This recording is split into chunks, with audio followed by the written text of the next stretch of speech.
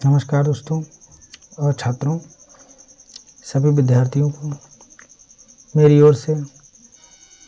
दोस्तों, मैं आपको बताता हूं कि ये मेरा दूसरा वीडियो है टेंस से संबंधित। पिछले वीडियो में मैंने आप लोगों को टेंस के बारे में बताया था, जिसमें इंडेफिनिट के तीनों टेंसेस थे, प्रेजेंट इंडेफिनिट, पास्ट इंडेफिनिट और फ्यूचर इंडेफिनिट के बारे में, रूल्स के बारे में लिखाया था और बताया था।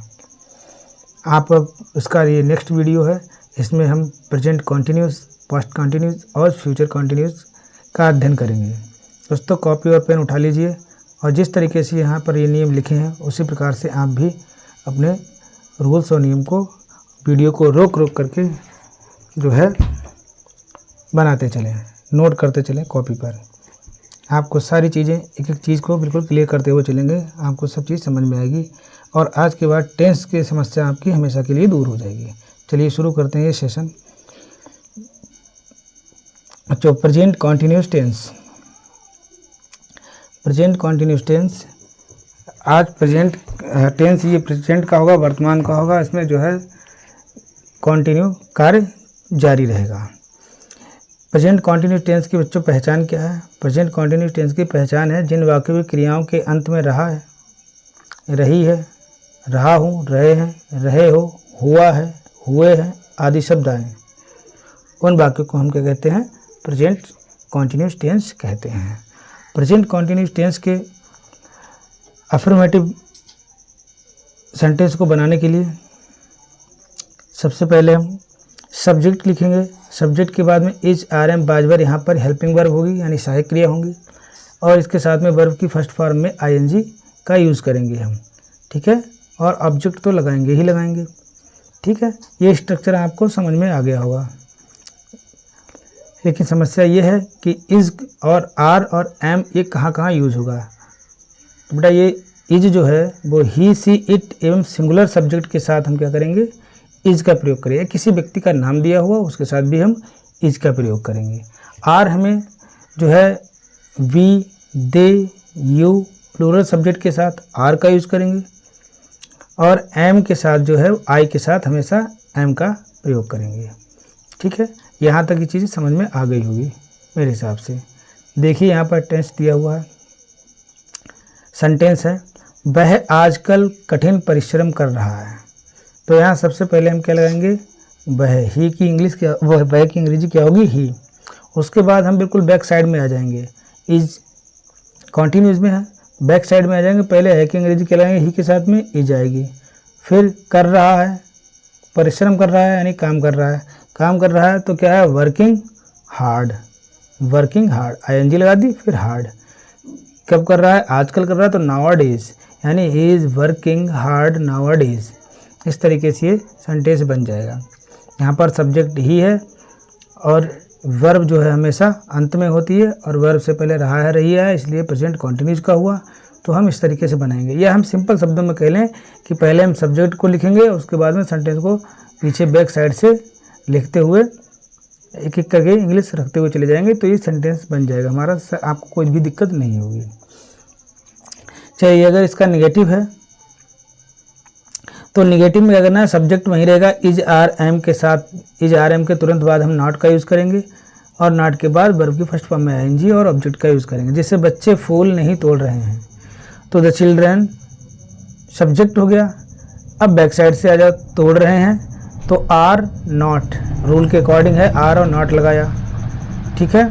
आर और नॉट लगाने के बाद तोड़ना की होती है प्लक, प्लक का हो जाएगा प्लकिंग द फ्लावर्स, यानी the children are not plucking the flower.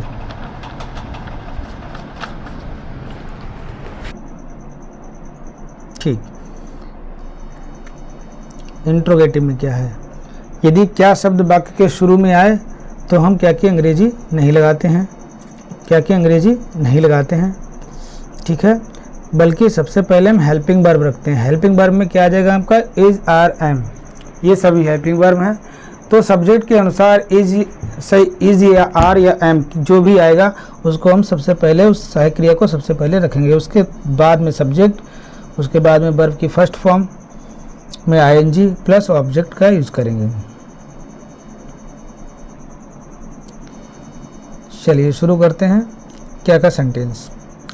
क्या आज जोर से वर्षा हो रही है, तो इज पहले लगाएंगे क्योंकि क्या शुरू में है और सब्जेक्ट है इट से शुरू हो रहा है, तो इट से पहले हम इज का यूज़ करेंगे। ठीक है, तो इज इट वर्षा की रेन होती है, रेन का रेनिंग हो जाएगा। जोर से हो रही तो हैविली, कब हो रही थी आज, तो टुडे, यानी is it raining heavily today.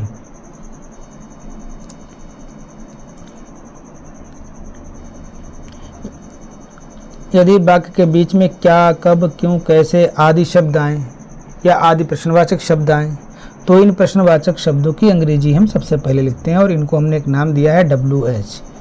ठीक है, यानी सबसे पहले प्रश्नवाचक शब्द, उसके तुरंत बाद हेल्पिंग वर्ब यानी सहायक क्रिया इज RM, फिर उसके बाद सब्जेक्ट, फिर वर्ब की फर्स्ट फॉर्म में ING, फिर ऑब्जेक्ट। ठीक है, चलिए वाक्य बनाते हैं। वे आपस में बात क्यों कर रहे हैं, तो क्यों वाक्य, क्यों जो है शब्द वाक्य, क्यों शब्द जो है वो सेंटेंस के बीच में आया है, तो क्योंकि अंग्रेजी सबसे पहले वाई, फिर सब्जेक्ट है दे, तो दे के साथ हम आर का यूज़ करेंगे, तो हमने यहाँ पर आर लगाया, यानी वाई आर दे बात कर रहे हैं तो टॉक का टॉकिंग हो जाएगा, आपस में कर रहे हैं तो टुगेदर, है ना, आपस में कर रहे हैं तो टुगेदर या साथ साथ बात कर रहे हैं, आपस में बात कर रहे हैं, एक ही बात है। चलिए अगला सेंटेंस क्या है, यदि सेंटेंस निगेटिव है तो सब्जेक्ट और वर्ब के बीच में नॉट का यूज़ करेंगे। क्लियर, यदि हु के साथ इज आर और मेन वर्ब में ING का यूज होता है, हु के साथ इज या फिर आर और मेन वर्ब में ING का यूज होता है। सिंगुलर वर्ब आती है, जैसे यहाँ पर कौन सो रहा है, तो who is sleeping here, who के साथ हमेशा इज आता है। ठीक है, हु इज स्लीपिंग हियर। यहाँ पर क्या हुआ, जो ये सेंटेंस जो है प्रेजेंट कॉन्टिन्यूस खत्म होता है। अब शुरू करते हैं प्रेजेंट पास्ट कॉन्टिन्यूस।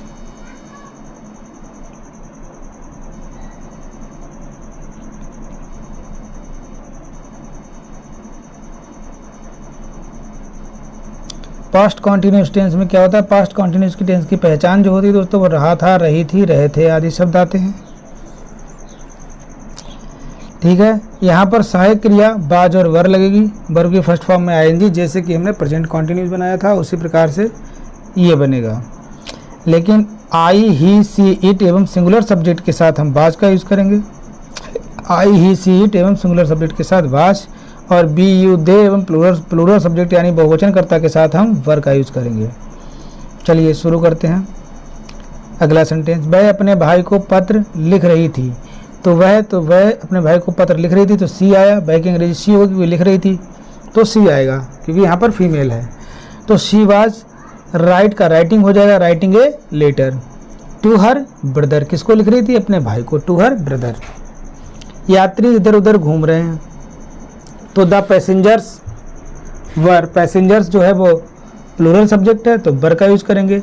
घूमना होता तो wandering to and fro, wandering to and fro. Negative sentence देखते हैं। निगेटिव में क्या, बाज वर के तुरंत बाद में हम क्या करेंगे, नॉट का यूज़ करेंगे, बाकी सेम कंडीशन रहेगी। वह एक कहानी नहीं सुना रही थी, तो she was not telling a story.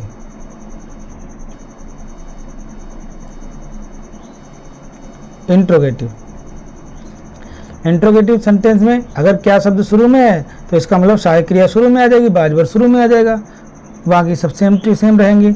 जैसे कि क्या मैं कैमरा खरीद रहा था, तो क्या शब्द है, तो मैं आई के साथ बाज आएगा, तो बाज आई, खरीद रहा है यानी परचेज का परचेजिंग हो जाएगा।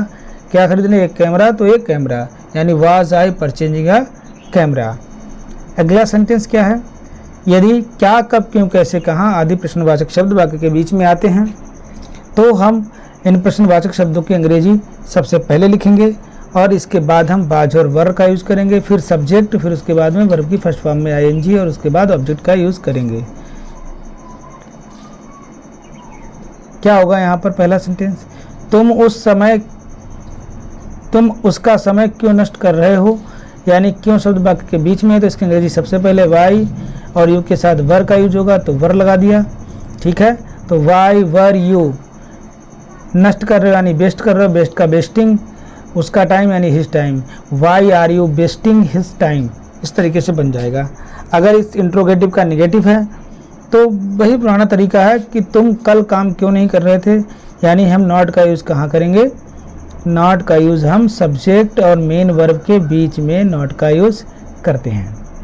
यानी why were you not working yesterday. मुझे उम्मीद है दोस्तों कि यहाँ तक आप लोगों को समझ आ चुका होगा। अगर ये वीडियो मेरा पसंद आ रहा है तो लाइक करें, सब्सक्राइब करें और दोस्तों को शेयर करना बिल्कुल भी ना भूलें। चलिए शुरू करते हैं आगे।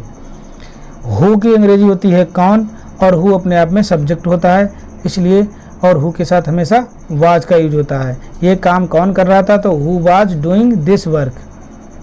ठीक है, इस तरीके से बन जाएगा।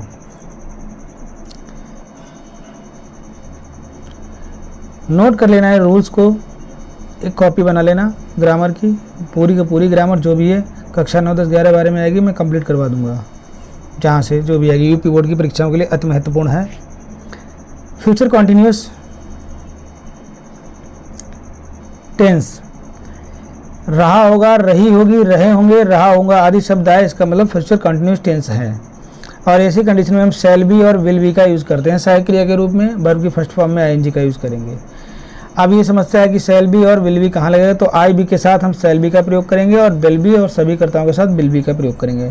सुमन इस समय पढ़ रही होगी, तो Suman will be reading at this time. ठीक है, और विल और शैल के तुरंत बाद नॉट और उसके बाद वी का यूज होगा। वर्ब की फर्स्ट फॉर्म में आईएनजी और ऑब्जेक्ट का यूज करेंगे। शीला कल इस समय नहीं खेल रही होगी, तो शीला विल नॉट बी, यानी विल और बी के बीच में नॉट का यूज करेंगे। ठीक है, playing at this time tomorrow, यहाँ फ्यूचर है, फ्यूचर टेंस है, तो फ्यूचर टेंस में हम कल की अंग्रेजी टुमारो लगाते हैं। इंट्रोगेटिव में क्या हो जाएगा, क्या शब्द अगर वाक्य के शुरू में आएगा तो विल और शैल शुरू में आ जाएगा, सब्जेक्ट आएगा, सब्जेक्ट के तुरंत बाद बी आएगा और बी के बाद वर्ब की फर्स्ट फॉर्म में आईएनजी, उसके बाद ऑब्जेक्ट आएगा। क्या वह गाना गा रहा होगा, तो विल शुरू में, फिर सब्जेक्ट है ही और फिर बी सिंगिंग ए सॉन्ग, यानी will he be singing a song.